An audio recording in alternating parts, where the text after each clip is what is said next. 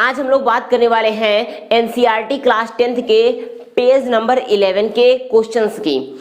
आखिर दोस्तों पार्ट में जो निहित प्रश्नोत्तर हैं उनमें बहुत सारे बच्चों को प्रॉब्लम्स होती हैं, ये बात तो जायज़ है, कोई बात नहीं, और उनका निवारण करना हम जैसे अध्यापकों की जिम्मेदारी है। तो दोस्तों आप घबराने की अब कोई ज़रूरत नहीं है, क्योंकि अब हम लोग आगे की इस सीरीज को आगे बढ़ाते हुए चलते हैं और सीखते हैं इसके क्वेश्चंस। तो पेज नंबर 11 में दोस्तों क्या क्वेश्चन दिया गया है जरा ध्यान से समझिएगा। पेज नंबर 11 का पहला क्वेश्चन है दोस्तों कि किसी पदार्थ X के विलयन का उपयोग सफेदी करने के लिए होता है। ध्यान से समझना तभी आपको ये चीजें समझ में आएंगी। क्या बोला गया दोस्तों कि कोई पदार्थ है X है, उस पदार्थ का नाम क्या है X है, यानी हमें अभी ये अननोन है, पता नहीं है। उस पदार्थ X का विलयन बना दिया गया, यानी कि उसका सॉल्यूशन बनाया गया है। अब दोस्तों जब उसको विलयन बनाते हैं, उसको घोल बनाते हैं, तो उस घोल का उपयोग सफेदी करने में करते हैं। क्या करने में? व्हाइट वॉश करने में, यानी दीवालों को पेंट करने में, दीवालों की सफेदी करने में इसका उपयोग किया जाता है। तो प्रश्न पूछा गया दोस्तों कि पदार्थ X का नाम तथा सूत्र बताइए कि उस पदार्थ X का नाम क्या है। तो आप में से जब बच्चों आप लोगों ने क्वेश्चन पढ़ा होगा तो काफी चीजें समझ में आ गई होंगी कि क्या पदार्थ हो सकता है। यानी कि हम लोग ऐसे समाज में रहते हैं दोस्तों जहां पे क्या होता है कि अगर प्रैक्टिकल में क्या क्या चीजें होती है ये हमें जानकारी होती है। तो दोस्तों इससे क्या पता चलता है कि सफेदी करना। अब सफेदी हम लोग किससे करते हैं? यस डेफिनेटली क्या है कि हम लोग सफेदी करते हैं कि चूना, जिसको हम लोग क्या बोलते हैं? चूना। जो एक आपने देखा होगा ना पत्थर जैसा चूना आता है, उस पत्थर जैसे चूने के उपयोग करके ही हम क्या करते हैं इसका उपयोग। तो अब इसका नाम पूछा गया दोस्तों और सूत्र, क्योंकि चूने को ही हम क्या करते हैं, अगर उसको घोल देते हैं तो विलयन बन जाता है और फिर उसका प्रयोग हम सफेदी में करते हैं। तो दोस्तों क्या पूछा गया कि पदार्थ X का नाम क्या है। तो पदार्थ X का नाम क्या होगा दोस्तों? हाँ क्या होगा जल्दी से बताइए, और सूत्र भी बताना है, याद रखना नाम और सूत्र। तो सूत्र से जैसे आपको मैं बता दूं, आपको शायद हिंट मिल जाए। सूत्र होता है CaO। क्या होता है? CaO यानी कि कैल्शियम ऑक्साइड। Very good. क्या होता है दोस्तों सूत्र? CaO, जिसका नाम होता है कैल्शियम ऑक्साइड। फिर से बोलिए मेरे साथ, क्या नाम होता है उसका? Calcium oxide. ये हो गया दोस्तों कैल्शियम ऑक्साइड उस X पदार्थ का नाम है और इसका फार्मूला होता है CaO। क्लियर है? आप देखिए दोस्तों अगला प्रश्न में पूछा गया है कि पदार्थ X की जल के साथ अभिक्रिया लिखिए। यानी इस पदार्थ यानी ये जो X पदार्थ CaO आया है, इसकी अभिक्रिया, इसकी रिएक्शन हमें वाटर के साथ देनी है। तो चलिए प्रॉब्लम क्या है अभी बताता हूं दोस्तों। क्या है कि CaO ये हो गया हमारा कैल्शियम ऑक्साइड। ठीक है, मैं लिख भी दे रहा हूं, ये हो गया हमारे पास कैल्शियम ऑक्साइड। अब आपको पता है दोस्तों इसकी अभिक्रिया किससे करानी है, हमें क्वेश्चन में दिया गया है। कैल्शियम ऑक्साइड की अभिक्रिया करानी है जल के साथ। किससे करानी है? जल यानी कि H2O। हमें इसकी अभिक्रिया करानी है जल के साथ। H2O क्या हो गया? जल के साथ जब कैल्शियम ऑक्साइड की अभिक्रिया कराते हैं दोस्तों हमें क्या मिलता है? तो पता है इसको ऐसे एक साधारण नाम होता है बिना बुझा चूना। इसको आप याद रखो, इसको क्या बोलते हैं? बिना बुझा चूना। ठीक है, चाहे आप कैल्शियम ऑक्साइड बोलिए या आप बिना बुझा चूना बोलिए। तो बिना बुझे चूने की अभिक्रिया कराते हैं जब हम किससे? पानी से। तो क्या मिल जाता है? तो ये हमको बुझा चूना मिलता है। और बुझा चूने का फार्मूला क्या होता है दोस्तों? पहले मैं नाम लिख देता हूँ, बुझा चूना। बुझे चूने का फार्मूला होता है दोस्तों CaOH का होल ट्वाइस। क्या होता है? CaOH का होल ट्वाइस। अब आपके अंदर प्रॉब्लम ये आ रही होगी दोस्तों कि ये CaOH का होल ट्वाइस कैसे बन गया। चलिए आपको बताता हूँ। देखिए दोस्तों यहाँ पे कैल्शियम कितने हैं, ध्यान से समझिएगा फिर से। यहाँ पर कैल्शियम कितने हैं? 1 है। तो देखिए हमने एक कैल्शियम यहाँ पर भी ले लिया है या नहीं। अब दोस्तों यहाँ पे आप क्या देखेंगे, OH का होल ट्वाइस का क्या मतलब हो गया, यानी O भी 2 है और H भी 2 है। क्लियर? अब यहाँ पे दोस्तों H तो 2 हमें दिखाई दे रहे हैं, H2 क्लियर है, दिखाई दे रहे हैं।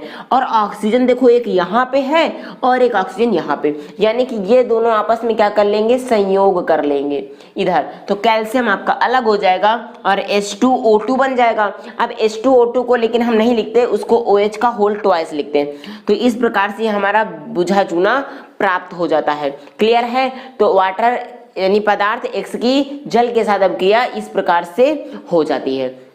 क्लियर है। चलिए अब बढ़ते हैं अगले क्वेश्चन की ओर। तो दोस्तों अगला क्वेश्चन ध्यान से समझना है आपको, तब आएगा। क्वेश्चन 2 है कि क्रियाकलाप 1.7 में एक परख नली में एकत्रित गैस की मात्रा दूसरी से दुगनी क्यों है, उस गैस का नाम बताना है। अभी मैंने आंसर लिख दिया है, बट आपको पहले क्वेश्चन को समझना है ध्यान से। तो क्वेश्चन क्या है, मैं आपको इसका प्रैक्टिकल एक्सपेरिमेंट क्या है उसको पढ़ देता हूं। आप देख सकते हैं इधर आपका इसका पिक्स आ जाएगा। ठीक है, ध्यान से समझिएगा दोस्तों कि यहाँ पे हमारा क्रियाकलाप क्या है, क्रियाकलाप क्या बोला गया है आपको ध्यान से समझना है।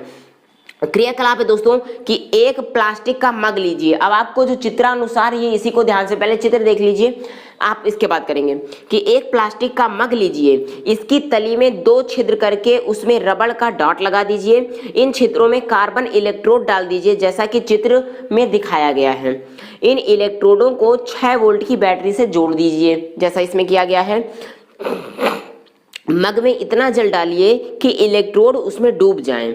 जल में तनु सल्फ्यूरिक अम्ल की कुछ बूंदें भी डाल दीजिए। जल से भरी 2 अंशांकित यानी थोड़ी पार्शियली, जल से भरी 2 अंशांकित परख नलियों को दोनों कार्बन इलेक्ट्रोडों के ऊपर उल्टा करके रख दीजिए। अब विद्युत धारा प्रवाहित करके इस उपकरण को थोड़ी देर के लिए खुला छोड़ दीजिए। दोनों इलेक्ट्रोडों पर आप बुलबुले बनते हुए देखते होंगे। ये देखिए कुछ छोटे छोटे मैंने ब्लू कलर से बुलबुले बबल्स बना दिए हैं। ठीक है, ये बुलबुले अंशांकित नली से जल को विस्थापित कर देते हैं। ठीक है दोस्तों, अब क्या बोला गया है कि क्या दोनों परख नलियों में एकत्रित गैस का आयतन समान है। क्या दोनों परख नलियों में एकत्रित गैसों का आयतन समान है। अभी मैंने एक्सपेरिमेंट बताया, अब इसमें क्या देखते हैं, आप चित्र को देखना आपको समझ में आ जाएगा। चलिए मैं आपको चित्र भी समझा देता हूँ। तो चित्र में दोस्तों यहाँ पे इस प्रकार से पूरा सिस्टम बना दिया गया है जिसमें जल का विद्युत अपघटन आपको दिखाया गया है। इसमें बताया क्या गया दोस्तों कि 2 ग्रेफाइट के रॉड यानी ये इलेक्ट्रोड बना दिए गए हैं। ग्रेफाइट यानी कार्बन का ही एक अपर रूप होता है ग्रेफाइट, इसलिए कार्बन के ये रॉड 2 लगा दिए गए, ये देखो। और इनमें इतना पानी भरना है कि इलेक्ट्रोड यानी ये जो आपके रॉड हैं ये दोनों क्या हो, इसमें डूबे रहें। आप दोस्तों यहाँ पे आप क्या देखेंगे, 6 वोल्ट की बैटरी से जोड़ा गया, यहाँ पे स्विच लगा दिया गया और ये एनोड हो गया और ये कैथोड हो गया। जब देखेंगे दोस्तों कि इसमें हम क्या करते हैं, इसको देखते हैं तो क्या होता है कि इसमें हमारे पास 2 तरीके, जब इसकी अभिक्रिया संपन्न होती है इसमें पूरा, ठीक है, यानी कि जब जल में विद्युत प्रवाहित होने लगता है, तो जब जल में विद्युत को प्रवाहित करते हैं, प्रवाहित होने लगता है, तो थोड़ी देर के पश्चात, तुरंत तो होगा नहीं, कोई भी अभिक्रिया तुरंत नहीं हो सकती, बट कुछ अभिक्रियाओं को छोड़ करके। जब मैं आपको अभिक्रियाओं का ये और डीप में चैप्टर पढ़ाऊंगा ना, क्योंकि अभिक्रिया आपका भी क्लास 10 में जितना था मैंने उतना तो बता दिया। अब फिर भी अगर आपको डीप में पढ़ना है तो थोड़ा वेट कीजिए, मैं आपको बड़ी क्लास लेके आऊंगा, उसमें आपको ये भी बताऊंगा। जब उत्प्रेरक नाम का एक चैप्टर पढ़ाएंगे कभी, तो उत्प्रेरक चैप्टर में आपको ये पता होगा कि कौन सी अभिक्रिया तेज होती है, कौन सी मंद होती है, यानी तीव्र अभिक्रिया, मंद अभिक्रियाएं, और उत्प्रेरक क्या करते हैं, उत्प्रेरक उस गति को बढ़ा देते हैं या घटा देते हैं या कांस्टेंट रखते हैं। इन सब का जिक्र मैं करूंगा, आप ध्यान से समझिएगा। तो दोस्तों यहाँ पे जब जल विद्युत अपघटन होने लगता है तो थोड़ी देर के बाद आप देखते हैं दोस्तों एक इलेक्ट्रोड पे, ठीक है, यानी एक हमारी इस ग्रेफाइट रॉड के ऊपर जो इलेक्ट्रोड पूरा लगा हुआ है, इस इलेक्ट्रोड पे ऑक्सीजन आ जाती है और दूसरे में हाइड्रोजन आ जाती है। समझ गए, एक में ऑक्सीजन और दूसरे में हाइड्रोजन। अब बोला क्या गया है, क्वेश्चन है कि क्या दोनों परख नलियों में एकत्रित गैस का आयतन एक समान है। तो आप देख सकते हैं दोस्तों नहीं, क्यों नहीं है, अभी क्रिया समझाता हूं। यहाँ पे देखो ये जो ऊपर का स्पेस इतना खाली है, रेड कलर के ऊपर का, समझ रहे हैं आप, रेड कलर के ऊपर का जो स्पेस है इसमें ऑक्सीजन गैस देखो थोड़ी सी भरी है, और इसमें देखिए जरा, इसमें जो रेड कलर के ऊपर का पार्ट है इसमें देखिए इसमें जगह ज्यादा है, तो यानी इसमें हाइड्रोजन गैस ज्यादा है, तो इनका आयतन एक समान कहाँ हुआ, नहीं हुआ ना।